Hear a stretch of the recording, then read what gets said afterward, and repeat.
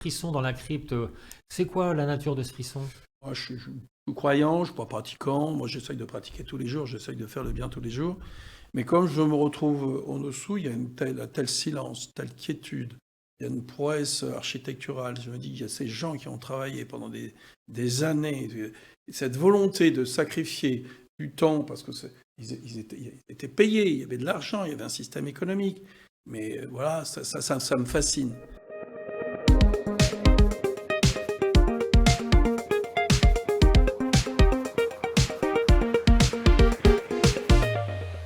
Bonjour à toutes et à tous, à chacun, à chacune. J'espère que vous allez bien. En tout cas, pour ma part, je suis content de vous retrouver aujourd'hui encore dans les locaux de Chartres TV pour évoquer dans Chartrissimo l'actualité municipale et communautaire de Chartres. Aujourd'hui, focus sur le millénaire des fondations de la cathédrale Notre-Dame de Chartres.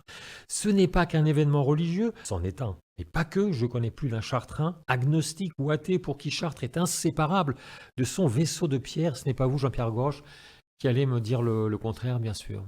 Non, surtout pas. Vous savez, moi, ça fait pas tout à fait presque 40 ans que je suis à Chartres. Je suis toujours passionné, hein. Quand je suis rentré dans la crypte, là, encore récemment, j'ai eu des frissons. Et vous verrez d'ici quelques temps jusqu'où sont allés les frissons. Ah ben, c'est une question que je voulais vous poser, mais pour la fin de l'émission d'ailleurs. Ouais. Votre rapport personnel avec la cathédrale et avec la crypte.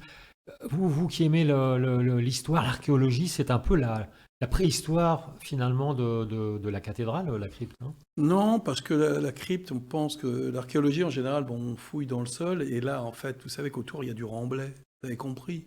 Parce qu'on peut se dire, c'est un exploit de construire cette chose enterrée. Mais en fait, vous voyez bien qu'autour, il y a du remblai. Parce que le niveau romain, vous avez vu à quel niveau il est. Donc, c'est quelque chose qui a été construit comme ça, quand on fonda, ce qui paraît être la fondation. Mais en fait, tout ça, c'est flottant et il y a du remblai autour. Donc, c'est une construction très particulière. Mais moi, je crois que la crypte m'impressionne presque plus que la cathédrale. Ouais. Parce que enfin, je pensais à ça là, pendant cette longue balade qu'on a fait récemment.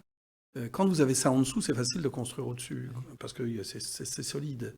Et faire monter des choses aussi hautes en inventant un peu le gothique, vrai gothique, on ne sait pas où ça va aller, mais si vous n'avez pas des fondations solides, et là, dedans, quand toutes ces petites chapelles à l'intérieur, moi, franchement, j'ai des frissons, hein.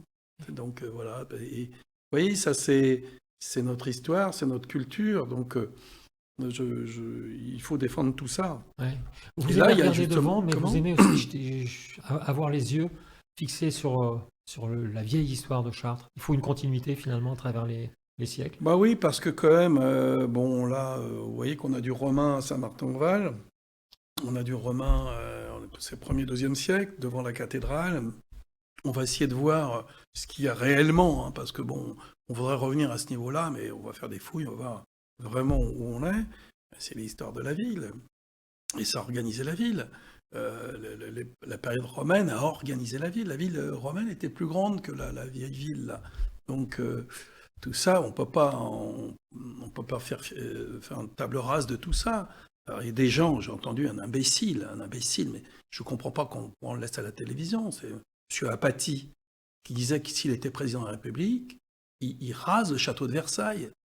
Ah, mais attendez, quand un type qui dit ça à la télévision, comment il peut continuer de parler à autant de personnes? Mais voilà, c'est notre histoire. Et donc, et Chartres, c'est peut-être plus fort qu'autre part. Parce qu'il s'est vraiment passé quelque chose. Première cathédrale, c'est 600. Ouais. Vous voyez? Donc, on était déjà les premiers. Et donc, ça m'impressionne. Ouais, ce goût de l'histoire que vous avez, vous l'aviez dès 2001 ou est-ce que c'est venu Non, non, non. justement en étant maire Moi, je suis quelqu'un qui, formation scientifique, j'ai jamais aimé l'histoire à l'école. Jamais aimé. Et en fait, parce que je suis un cartésien, je suis bon, et je dis comment ils peuvent raconter ça, tout petit, hein, je disais comment ils peuvent raconter ça, ils n'y étaient pas. C'était mon truc de gamin. Ils n'y étaient pas. Pourquoi ils ne peuvent pas savoir? C'est pour ça que j'aime bien les archéologues. Parce que les archéologues, c'est des vrais scientifiques, quoi. C'est-à-dire qu'ils font l'histoire, mais par la science. Alors que l'histoire racontée par quelques-uns, on a l'exemple d'historiens à Chartres, qui remettent même en cause des romans. Donc vous voyez un peu, ça peut... Moi, l'historien, je m'en méfie un peu. Et je disais quelque chose ce matin sur l'histoire de Jeanne d'Arc. lisez, hein, il y a déjà plein d'histoires de Jeanne d'Arc, mais la réelle histoire, je pense que c'est pas celle que nous affiche. Il y a une phrase qui est terrible, elle résume tout, l'histoire est écrite par les vainqueurs. Voilà, c'est simple. Donc ça veut dire que tout ce qu'on voit, décrit, n'est pas forcément vrai. Et l'archéologue, il recadre tout ça.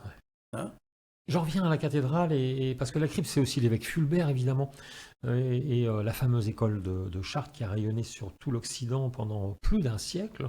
Il n'est pas certain que tous les Chartrains, finalement, connaissent bien ce passé. Vous avez à cœur de leur faire redécouvrir? Exactement. Et alors, justement, vous savez, c'est tout l'objet du projet devant la cathédrale, d'essayer d'avoir devant un peu un historial, montrer cette ville, comment elle s'est construite, pourquoi on en est arrivé là, les différentes cathédrales, et puis toute la partie religieuse. Mais je m'aperçois, je pose la question Chartrain, alors il y a peut-être aussi un problème avec, je veux dire, la manière de gérer cette cathédrale. Je pose la question Chartrain, est-ce que vous êtes déjà allé dans la crypte? Mais il n'y en a pas un sur 10. C'est quand même assez anormal. Comment se fait-il que ça soit fermé comme ça? Alors, il y a les habitués, puisqu'il y a une messe tous les jours. Hein, tous les jours, dans la crypte, il y a une messe Notre-Dame sous terre. Mais c'est complètement confidentiel. Il faudrait que les Chartrains s'imprègnent de ça. Donc, et là, ce travail n'est pas fait, quoi. Je trouve, moi. Hein. Donc, alors, il y avait aussi ce trésor de la cathédrale qui est un peu enfermé là. Donc là, il va être mis en lumière. La petite église Saint-Pierre, là, ça coûtait cher. Moi, je voulais le mettre devant, hein, donc bon, peu importe. Mais là, il faut qu'il y ait une mise en scène un peu plus importante. Donc nous, on va refaire ce cloître pour qu'il soit vraiment dans un état, que ça ne soit pas un parking, des plaques de goudron, du béton, des fils électriques, tout ça. On est en train d'enlever tout ça, faire ça clean. Et puis, il faut vraiment qu'on raconte un peu tout ça. Mais oui, construire quelque chose face à la crypte, qui est une construction majestueuse, il faut faire attention de ne pas faire du bricolage, vous voyez, avec des morceaux de béton et de tubes, quoi. Donc c'est compliqué, quoi. Alors, historien, c'est prévu donc ça va commencer en 2025. Et vous pouvez nous le dessiner, c'est pas facile évidemment dans une émission. Non, parce que bon, on a plein d'éléments sur le contenu. Il faut savoir ce qu'on veut raconter. Donc c'est vrai que si on parle pas de cette ville romaine, on passe à côté. Ouais. La partie gauloise, elle est partout en France. C'est vrai que les Carnutes, bon, ils se sont installés. Chartres est la capitale Carnute, mais c'est pas du camping, mais tout ce qui est en bois, ça se déplace. Vous voyez, alors que les Romains, ils structurent les villes. C'est les premiers urbanistes. Hein, ils font des choses vraiment. C'est organisé quand même. Hein. Allez voir Pompéi, tomber par terre, vous dites c'est pas possible. Maintenant les villes romaines, vous allez à Rome, vous allez voir. Donc ils ont saisi en France.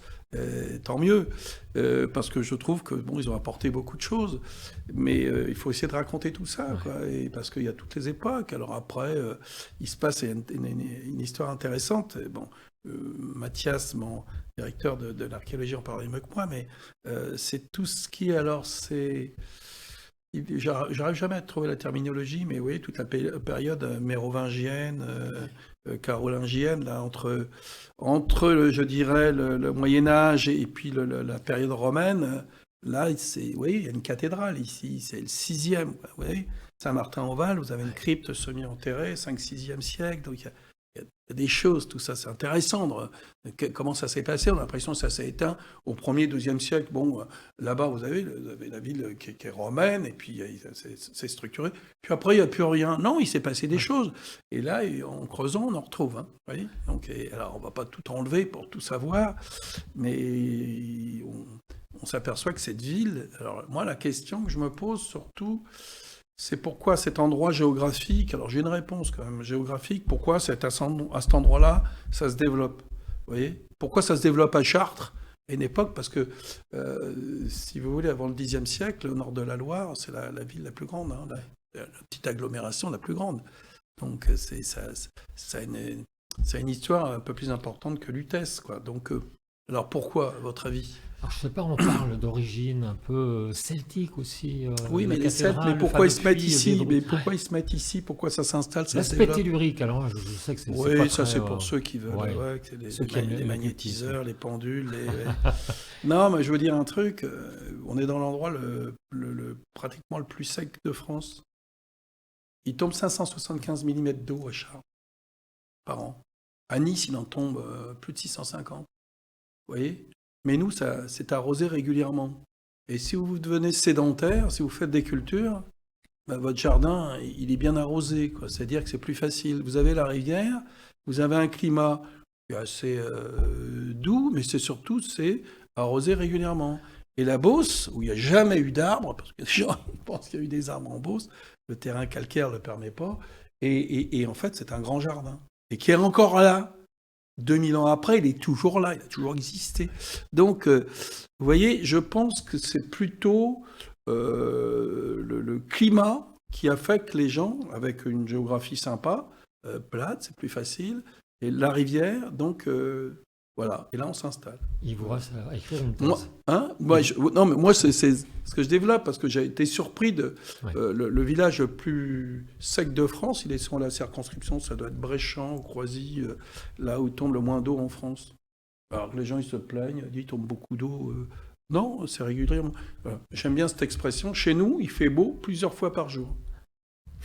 Voilà. Alors la cathédrale, c'est évidemment l'histoire, c'est la foi, mais c'est aussi, et ça n'a rien de déshonorant, un argument de développement touristique de la ville. Oui, mais si vous voulez, ça, vous savez, je suis pas sûr, parce qu'en fait, l'économie, si on essaye de la baser sur le tourisme, c'est pas le million et demi de personnes qui viennent visiter la cathédrale qui vont laisser suffisamment d'argent pour qu'on vive bien ici. Il y en a quelques-uns qui vont bien vivre les restaurants, comme ça, des souvenirs. Mais c'est pas ça qui fait vivre une société. Moi, je crois plus, pour faire vivre les gens, à des opérations économiques du style développement de nouveau. Aujourd'hui, à l'agglomération, on a 3 milliards d'euros de développement économique qui génèrent déjà immédiatement en recrutement 1500 emplois. Et les 1500 emplois vont générer le double. C'est-à-dire qu'au total, 1500 va devenir 4005. Donc ça va générer de l'activité. Maintenant, la cathédrale, c'est un produit, c'est peut-être intéressant, mais de dire on capitalise complètement sur la cathédrale pour faire vivre les gens, ce serait stupide complètement. Elle est là avec nous, elle sublime, c'est la cerise sur le gâteau, parce qu'en plus de notre développement économique, on a ça, on a cette histoire, on a cette cathédrale, ce secteur sauvegardé, c'est 80 hectares, là, c'est merveilleux, cette construction. Eh ben, il faut le bichonner, il faut le transformer, parce que moi, je le vois, vous savez, je reçois beaucoup de fonctionnaires, des nouveaux fonctionnaires, des procureurs, des préfets, des juges tribunal, président de tribunaux, un certain nombre de fonctionnaires. À chaque fois, ils viennent se présenter, des colonels de gendarmerie, des commissaires de police, et les gens me disent qu'est-ce qu'elle est belle cette ville. Et alors, je m'aperçois qu'ils la connaissent pas trop, et les gens, quand ils viennent, ils tombent amoureux, quoi. Donc c'est là où Chartres en Lumière a apporté beaucoup de choses. Vous voyez, Chartres en Lumière, c'est un facteur de développement plus fort que la cathédrale. Parce qu'on met en scène le patrimoine, les gens viennent voir, ils voient ça en lumière, il faut qu'on revienne la journée. Ils reviennent, et puis il y a des gens qui s'installent ici parce qu'ils sont venus voir Chartres en Lumière. J'en ai pas vu beaucoup qui sont venus s'installer parce qu'ils ont vu la cathédrale. Ils y sont venus pour une autre raison. Ça ne veut pas dire que ce n'est pas la cathédrale qui fait un peu les choses, mais c'est nécessaire, mais pas suffisant. Enfin, elle nous manquerait si on devait la raser comme le veut Jean-Michel Apathy. Bien sûr. Non, mais attendez, ça ne serait pas la même ville, parce que maintenant, elle écrase tellement la ville, quand vous la voyez. C'est pas quand vous êtes très très loin, c'est quand vous vous approchez, à un moment où quand vous arrivez sur l'entrée de Paris, là, qu'on veut un peu transformer, elle écrase la ville. Elle écrase la ville, et vous dites comment c'est possible.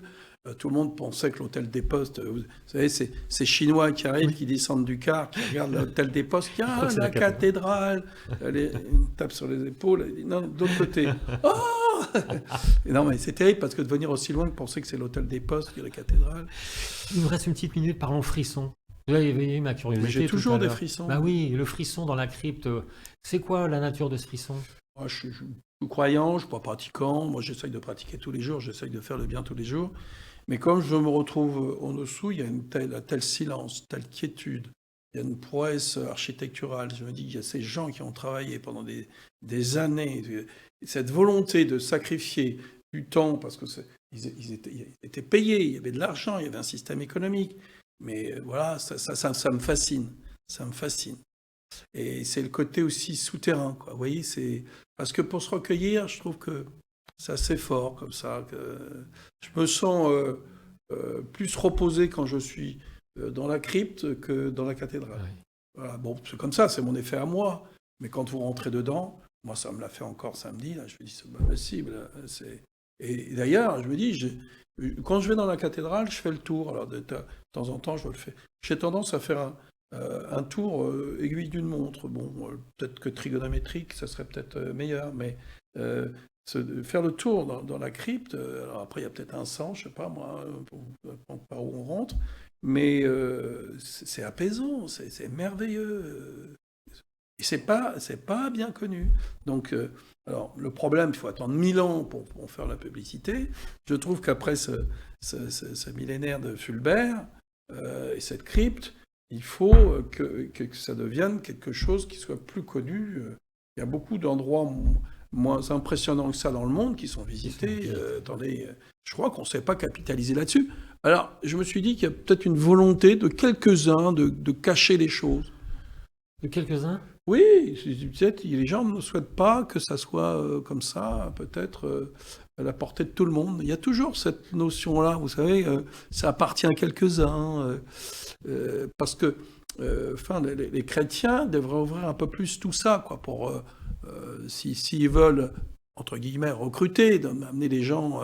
C'est ce qu'expliquait le père Blondeau, là. Il disait qu'il y a des jeunes qui viennent le voir pour se faire baptiser, vous voyez, des jeunes de 22 ans. Ils veulent se faire baptiser. Mais un baptiseur, je pense qu'il peut y avoir des choses qui feraient que les gens... lieu vivent. Ouais, et puis dans cette période troublée, à un moment donné, il va falloir croire en quelque chose. Parce que si aujourd'hui les gens croient aux réseaux sociaux, alors entre les fakes, l'IA qui va se mettre dessus, qui va vous générer tout ce que vous voulez, il faut peut-être à un moment donné se rattacher à des choses un peu plus spirituelles, un peu plus intéressantes de fondation. Merci beaucoup Jean-Pierre Gorche. Merci chers auditeurs et auditrices de Radio Grand Ciel. Vous pourrez réécouter cette émission en podcast sur notre site www.radiograndciel.fr. On se retrouve dans 15 jours pour un nouveau Chartrissimo. D'ici là, allez goûter la quiétude de la crypte de la cathédrale. Merci.